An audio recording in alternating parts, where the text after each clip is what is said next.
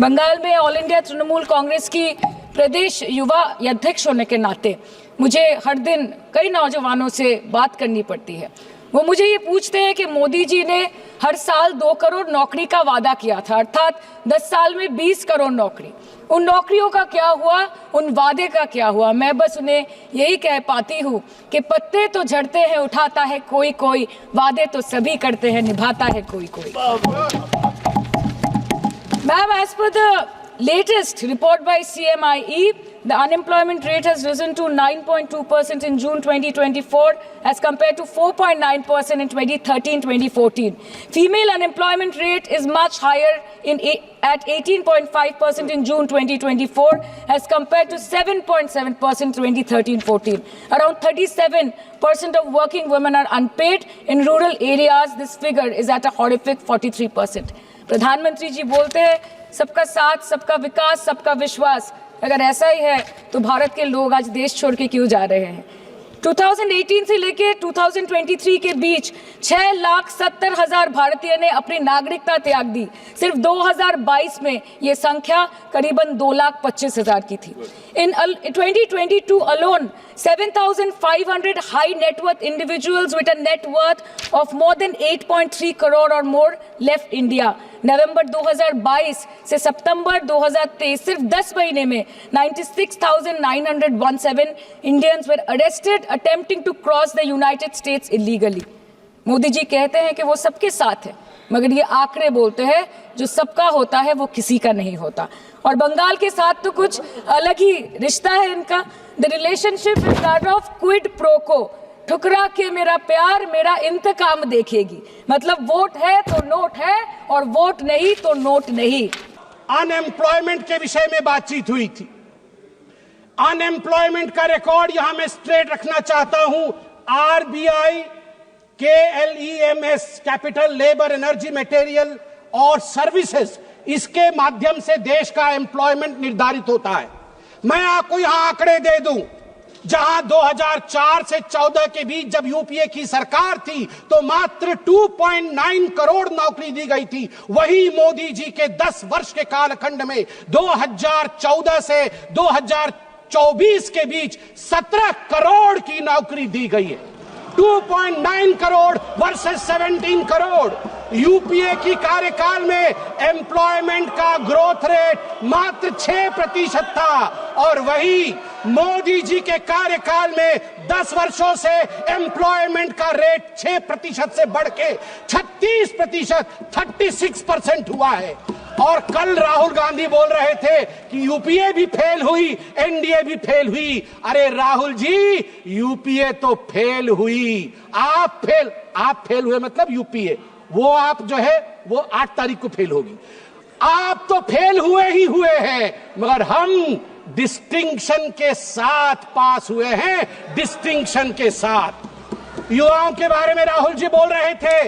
India skill report पढ़िए साहब, India skill report. Youth employment of graduates singularly and drastically increase from 33.95% in 2013 to 54.81% in 2024। ये jump है, ये छलांग है मोदी जी के अंतर्गत।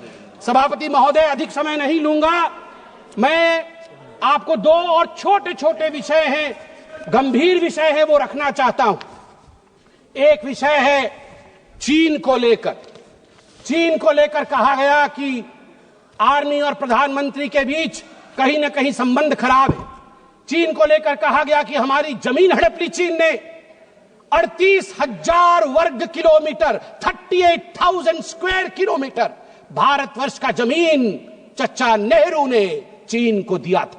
और मैं यहां पर ऑन रिकॉर्ड नेहरू जी के भाषण को रख रहा हूं। नेहरू जी ने भाषण देते हुए अक्षय चिन्ह पर जब अटैक हुआ था उनके ऊपर इसी पार्लियामेंट में, तो नेहरू जी ने क्या कहा था? ध्यान से सुनिए, नेहरू जी ने क्या कहा था? Not a blade of grass grows there, not a blade of grass grows there, 17,000 feet high, uninhabitable, and we didn't even know where it is। तो हमने दे दिया। तो आप जानते हैं सभापति महोदय, महावीर त्यागी महावीर त्यागी जो खुद कांग्रेस के ही मंत्री थे, नेहरू जी के कैबिनेट के, वो खड़े हुए और महावीर त्यागी जी के बाल नहीं थे, उन्होंने अपना सर दिखाया और कहा, Nehru ji, this head, bald head, does not grow any hair. Should I give the head to someone else? Should I give the head to someone else? तो नेहरू जी भी शर्मिंदा हो गए थे, नेहरू जी भी शर्मिंदा हो गए थे। आर्मी, अंत कर रहा हूं साहब, आर्मी ये गंभीर विषय है, मुझे और 2 मिनट दीजिए। आर्मी को लेकर राहुल जी ने कहा कि मोदी जी और आर्मी के बीच खाई है। मैं 2012 के एक आर्टिकल की ओर जो इंडियन एक्सप्रेस में छपा था, आपका ध्यान आकृष्ट करना चाहता हूं। हर किसी को वो आर्टिकल पढ़ना चाहिए। The January night Raisina hill was spooked, 2 key army units moved towards Delhi without notifying government। और इस आर्टिकल में कहा गया है, मनमोहन सिंह जी को और गांधी परिवार को लगा था कि आर्मी तख्ता पलट कर रही है। अंत में द्रौपदी मुर्मू जी, जो महामहिम राष्ट्रपति है, वो मेरे राज्य से आती है, वे उड़ीसा से आती है। इसलिए जब उनको पुअर लेडी और पुअर थिंग कहा जाएगा, उड़िया अस्मिता कभी चुप नहीं रहेगा।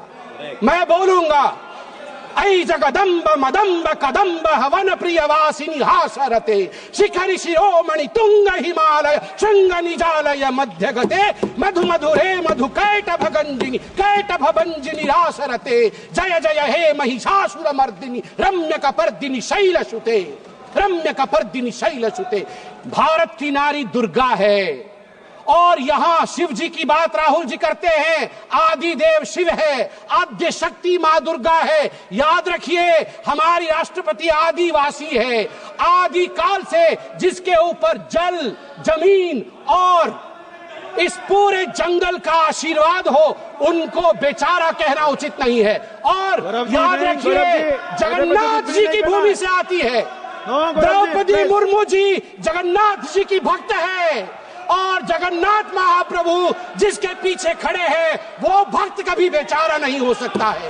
जहां पछारे जगन्नाथ छिड़ा है चंती से राष्ट्रपति केबे भी बेचारा है पारिबो नहीं। আজি मु कहबाकू चाहे 4.5 कोटी ओडियांक पक्षरे 4.5 कोटी ओडियांक मौड़मणि होचंती महाप्रभु जगन्नाथ। महाप्रभु जगन्नाथंक भक्त होचंती द्रौपदी मुर्मू। द्रौपदी मुर्मू को बेचारा कहचंती सोनिया गांधी। सोनिया गांधी कौन जानचंती द्रौपदी मुर्मू को विषय रे? सोनिया गांधी को विरुद्ध रे प्रिविलेज बसरासु आ सोनिया गांधी क्षमा याचना करंतु। आज 4.5 कोटी ओडिया द्रौपदी मुर्मू पछरे पूरा ठिया ही चंती महाप्रभु जगन्नाथ आशीर्वाद। जय जगन्नाथ।